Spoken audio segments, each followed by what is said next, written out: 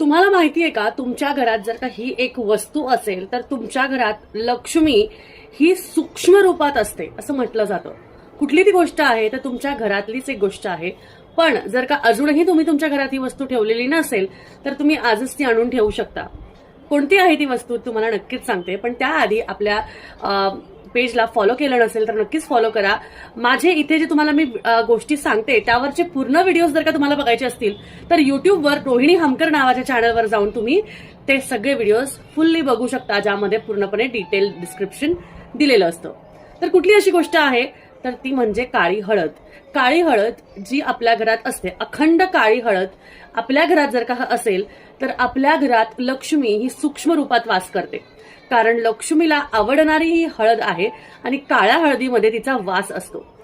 त्याला घरात कसं वापरायचं, त्याची पूजा केल्याने धनाचा हंडा आपल्याला कसा सापडू शकेल याचा व्हिडिओ मी